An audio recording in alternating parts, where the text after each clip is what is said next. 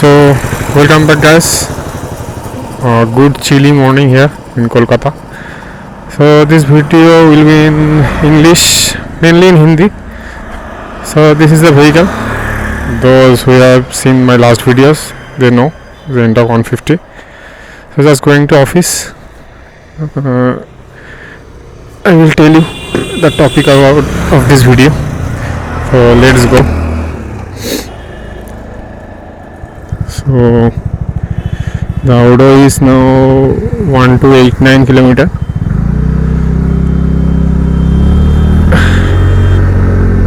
Riding it in street mode today. तो आप लोगों के वहाँ पर ठंड कितना है मुझे पता नहीं. सारी इंडिया में ही ठंड होगा, तो यहाँ पर तो बहुत ज़्यादा है.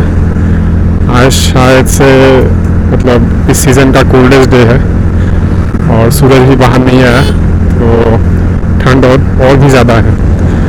और एक there is a wind, chilly wind. This is making it tough to ride. तो ग्लव्स भूल गया मैं घर पे. तो आज एक शॉर्ट वीडियो होगा. एंटॉक देशों के बारे में स्पेसिफिकली नहीं, but yeah overall you can say that एंटॉक देशों के बारे में ही है और स्कूटीज या स्कूटर्स के बारे में है. So today's topic will be why I chose a scooty, not a bike, although I am a huge fan of bikes. तो आप लोग शायद जानते होंगे मैं कोलकाता में रहता हूँ, साउथ कोलकाता. तो जो लोग मेट्रो सिटी में रहते हैं या सिटी में रहते हैं जहाँ पर ट्रैफिक ज़्यादा है, उन्हें तो पता ही होगा कि मतलब ट्रैफिक में फंसना मतलब टाइम बर्बाद. अगर आप ऑफिस में हो वहाँ पर टाइम मेंटेन करना पड़ता है, तो राइट टाइम में पहुँचना बहुत ज़रूरी है ऑफिस में. तो इसके लिए ये एक मेन रीज़न है स्कूटी चूज़ करने का. तो मतलब इन जनरल आप अगर कहोगे तो बाइक ही मुझे ज़्यादा पसंद है, क्योंकि लुक्स मैटर करता है. ठीक है, आप मानो या ना मानो, लुक्स तो मैटर करता ही है. बड़ा व्हील्स, बड़ा सस्पेंशन, ओवरऑल जो गेटअप होता है वो तो बड़ा ही होता है बाइक का. और there is macho feeling in bike, मानो या ना मानो, जो स्कूटी में थोड़ा कम है. ऑल्दो अभी स्कूटी का लुक ऐसा कर दिया है ना, तो ये तो बाइक के जैसे ऑलमोस्ट हो गया है. इसका जो हैंडल बार देख रहे हो या लुक भी इतना अच्छा कर दिया है कि there should not be any inferiority feeling in you while you are riding a Scooty. पहले तो ऐसा ही माना जाता था कि स्कूटी मतलब लड़की लोगों के लिए है और बाइक्स लड़कों के लिए, लेकिन अभी तो ऐसा है नहीं. स्पेशली मैं क्रेडिट देना चाहूँगा TVS को. एंटॉक आने के बाद ही मतलब स्कूटी भी स्पोर्टी हो सकता है, ये थिंकिंग आ गया है कि हाँ स्कूटी भी स्पोर्टी हो सकता है. और स्कूटी में भी पहले कह रहा था ना पल्सर के साथ डेफिनेटली मेल, तो स्कूटी भी डेफिनेटली मेल हो अगर वो एंटॉक है. तो एरोक्स अभी तो बहुत कुछ आ गया है, लेकिन जब एंटॉक आया था तभी इंडिया मार्केट में स्पोर्टी स्कूटी तब ऐसा कोई सोच भी नहीं सकता था.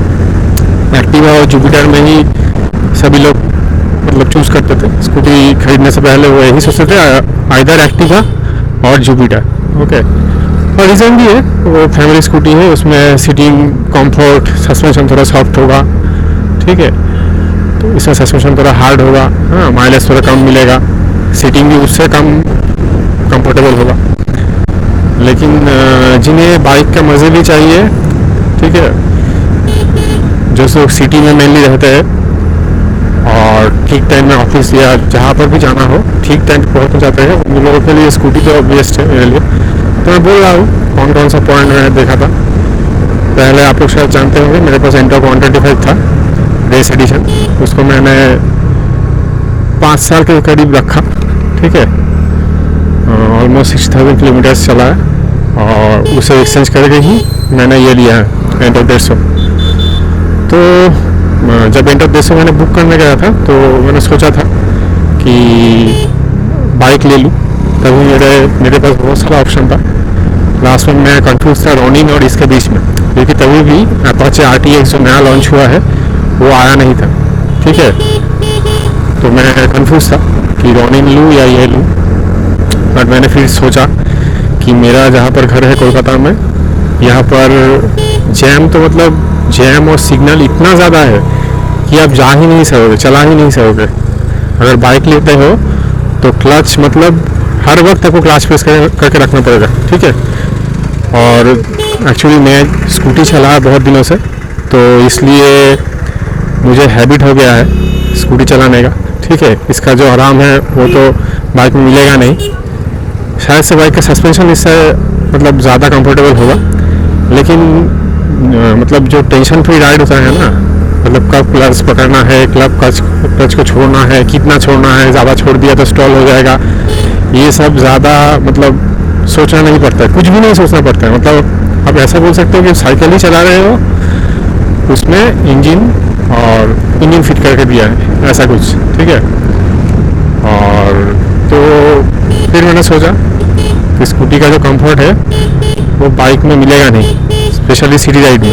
देखो हटेगा ही नहीं साला, क्या बोले भाई, हॉर्न मारो, गाली दो, कुछ भी करो, और कान में फ़ोन पकड़ के बैठा हुआ है, गाड़ी चला रहा है, कोई हेलमेट नहीं, कुछ नहीं, क्या बोला है। खैर, तो इसलिए स्कूटी चूज़ किया, ठीक है। मतलब बाइक का स्कूटी में जो डिफरेंस है वो मेनली सस्पेंशन, मेरे लिए तो सस्पेंशन ही मेन चीज़ है। उसका सस्पेंशन बहुत स्ट्रॉन्ग होता है, बाइक का बड़ा होता है, उसका ट्रैवल ज़्यादा होता है, मोटा होता है, ठीक है। तो इसका इफेक्ट तो राइड में पड़ता है, नो डाउट। अगर आप लॉन्ग राइड के लिए खरीदना चाहते हो या आपके घर के पास हाईवे ऐसा एरिया ज़्यादा है, जैम कम होता है, थोड़ा मतलब आप समझ सकते हो क्या बोल रहा हूँ, तो वहाँ पर आपके लिए बाइक ही सही होगा। क्योंकि बाइक का और स्कूटी का डिफरेंस बहुत सारा है, कुछ there are some advantages and disadvantages of Scooty. तो ये वीडियो एक कंपैरिजन भी बोल सकते हो बाइक और स्कूटी में। एक्चुअली कंपैरिजन तो हो नहीं सकता, दोनों अलग मतलब चीज़ है, फिर भी स्कूटी अगर आप एक बार चलाना शुरू करो, बहुत दिनों तक स्कूटी ही चलाओ ना, तो आपको बाइक खरीदने का मन ही नहीं करेगा। मतलब देखने से आपको अच्छा लगेगा, बाइक का लुक्स जो है अच्छा है, लेकिन जब भी आप सोचोगे ना, मतलब वही एक चीज़ बार बार क्लच, गियर चेंज करो, गियर उठाओ, ये सब करो, तो आपका दिमाग ऐसा ही बोलेगा, क्या भाई खाली खाली क्या टेंशन ले रहे हो, स्कूटी ही ले लो, ठीक है। और जिन लोगों के लिए लंबा राइड ज़्यादा है, लॉन्ग में जाना चाहते हो, उन लोग के लिए सही है, बाइक सही है। स्कूटी का मेन जो मेरे लिए जो पॉइंट्स है, एक तो ऑटोमेटिक जो शिफ्ट होता है CVT, आप लोग जानते हो, इसमें CVT गियर बॉक्स है, ठीक है। गियर चेंज करने का कोई चांस ही नहीं है, गियर मतलब है वो तो ऑटोमेटिकली चेंज होता है CVT से, ठीक है। तो ये एक बात गया। और एक मेरे लिए चीज़ है स्कूटी का जो प्रैक्टिकलिटी है, मतलब इसका सामने हुक है, ठीक है, इधर पे काफ़ी स्पेस है, सीट के नीचे 22 लीटर का स्टोरेज स्पेस है, तो ये सब अब तक मतलब ये देखो क्या भूले भाई, क्या भूले साला, मतलब रोड है कि घर है, ये लोग को समझ नहीं आता है। घर में ही मैं ऐसा नहीं रहता, देख के जाता हूँ, साला कैलाश कितना होता है लोग, छोड़ो।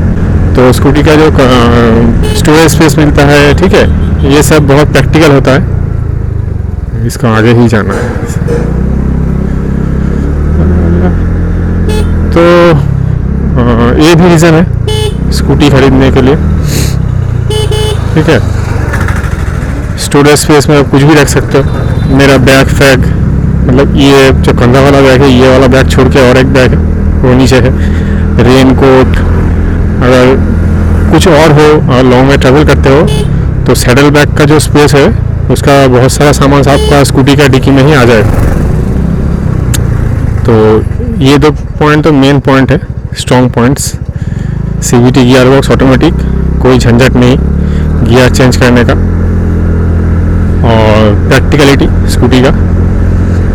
और डिसएडवांटेजेस में भी कुछ है, जैसे कि सस्पेंशन ट्रैवल कम होता है, ठीक है। जो टायर मतलब अलॉय साइज़ है वो छोटा होता है, टायर साइज़ छोटा होता है, तो स्टेबिलिटी कम मिलता है। ऑल्दो एंटॉर्क अभी बड़ा टायर वाला भी आ गया है, एरॉक्स, जूम, ये सब आ गया है, ठीक है, वो अलग बात है। एंटॉर्क का भी बहुत मतलब छोटा हो सकता है, लेकिन मतलब वेट ज़्यादा है, तो इसमें सही है। लेकिन जो अलग आता है बार्गमैन, जुपिटर, एक्टिवा, उन लोगों का चक्का बहुत छोटा होता है, तो स्टेबिलिटी मैटर करता है वहाँ पर। बाइक में स्टेबिलिटी ज़्यादा मिलता है, सस्पेंशन ट्रैवल ज़्यादा होता है, स्ट्रॉन्ग होता है सस्पेंशन इससे, ठीक है। वो जितना दे सकता है ये उतना झेल नहीं सकता।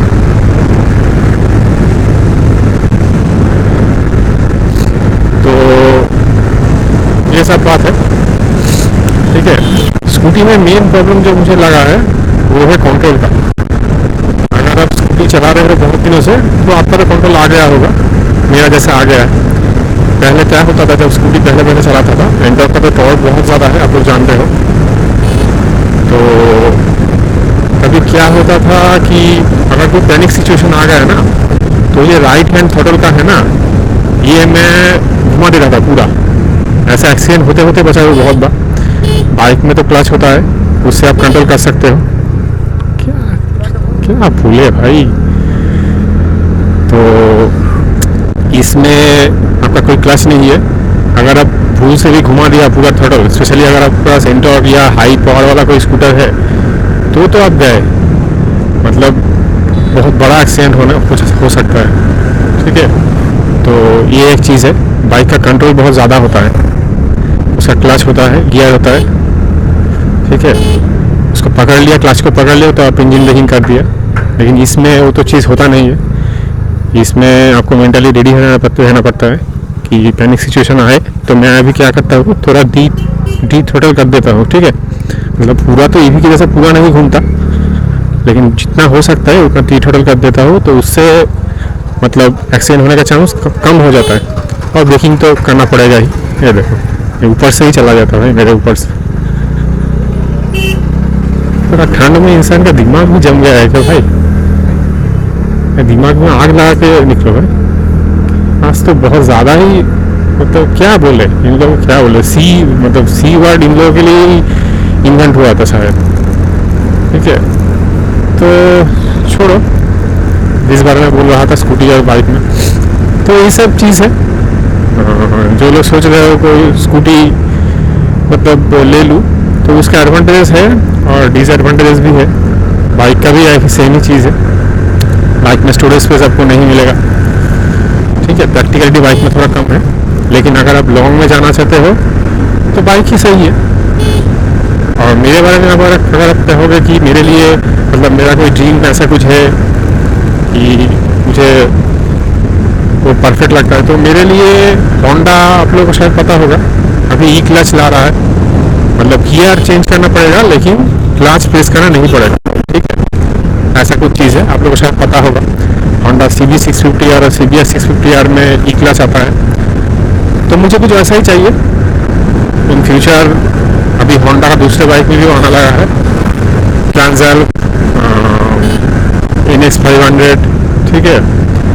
शायद से हॉर्नेट में भी वो आएगा ई क्लच। मतलब इस साल जापान में या थाईलैंड कहीं में लॉन्च हो गया है, यहाँ पर भी लॉन्च होगा, ठीक है, शायद से सामने के 26 में, नेक्स्ट ईयर में। लेकिन उसमें प्रॉब्लम क्या है, उसका प्राइस बहुत ज़्यादा है अभी। मतलब महंगा लूँगा तो बड़ा सस्पेंशन वाला ही लूँगा, एडवेंचर जो मोटरसाइकिल होता है, जैसे कि TVS का RTX तो परफेक्ट है, ठीक है। TVS RTX अभी कुछ दिनों पहले मोटरसाइकिल ऑफ द ईयर ऐसा कुछ अवार्ड मिला है उसको। तो वो सबसे वैल्यू फॉर मनी मोटरसाइकिल है अभी। मतलब इंडियन मार्केट में अगर बाइक खरीदना चाहता है तो तीनों सबसे अफोर्डेबल है मेरे लिए, वैल्यू फॉर मनी। TVS का दो है, एक है रॉनिन, उसका बेस वेरिएंट, मतलब उससे अच्छा वैल्यू फॉर मनी मेरे लिए कुछ नहीं है। 1 लाख 1 लाख 155 में अंदर में हो जाएगा। और NS 400 पल्सर का NS 400 जो है वो वाला बहुत वैल्यू फॉर मनी है, उसमें जो पावर मिलता है वो बहुत ज़्यादा है उस प्राइस के मुकाबले। और जो नया लॉन्च हुआ है RTX TVS का, वो तो बेस्ट है, मतलब कोई बात ही नहीं है। उसके आसपास कुछ नहीं है, ठीक है। वो जिस प्राइस में आता है बेस्ट वैल्यू फॉर मनी है। तो मेरे दिमाग में ये स्कूटी चलाते चलाते ऐसा बैठ गया है कि मुझे ऑटोमेटिक ही चाहिए, ठीक है। नहीं तो मैं RTX ही लेता, मतलब पैसा, बहुत सारा पैसा बचता, उस पैसे से आप राइड कर सकते हो दूर दूर तक, ठीक है। लेकिन चीज़ क्या है ना, मेरे दिमाग में ये चीज़ बैठ गया है कि मुझे ऑटोमेटिक ही चाहिए, ठीक है। तो यही चीज़ है। ट्रांसएम 750 मेरा टारगेट में है, लेकिन उसका प्राइस बहुत ज़्यादा है, अभी तो नहीं होगा, अभी उतना पैसा है नहीं। अभी 13.5 लाख के आसपास वो आता है। अगर उसमें E-क्लास लॉन्च होगा तो 1480, 1450 ऐसा कुछ होगा, तो बहुत हाई प्राइस है। इंडियन गवर्नमेंट भी हायर सीसी स्कूटी को, हायर सीसी बाइक्स में GST लगा बढ़ा दिया है, 40% शायद से कर दिया है। तो आउट ऑफ बजट तो होगा ही वो। लेकिन अगर आप कहोगे तो मेरे लिए ड्रीम क्या है, तो adventure bike with automatic transmission. और एक है, तो वर्ल्ड में शायद एक ही है पूरा ऑटोमेटिक मतलब ट्रांसमिशन के साथ, वो है होंडा अफ्रीका ट्विन। आप लोगों को शायद पता होगा, लेकिन वो तो और भी आउट ऑफ बजट है, वो शायद अभी आएगा तो 22-23 लाख का होगा, ठीक है। तो ये सब मतलब ट्रांसवर्ल फिर भी अगर 1450 इसमें हो जाता है तो फिर भी मैं मान सकता हूँ, अभी नहीं लेकिन एक टाइम के बाद शायद से ले लूँ, अगर पैसा अरेंज हो जाए तो।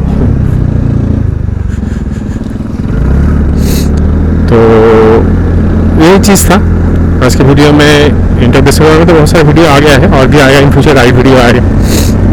आज का मेन टॉपिक मैंने सोचा यही होता है कि बहुत लोग कंफ्यूज होते हैं कि स्कूटी लेना है कि बाइक लेना है। तो ऑटो वाला भी रेस कर रहा है, क्या भी बोलूँ, चलो सही है, थोड़ा खींच लेता हूँ मैं भी चांस नहीं मिलेगा 2-3 दिन तक।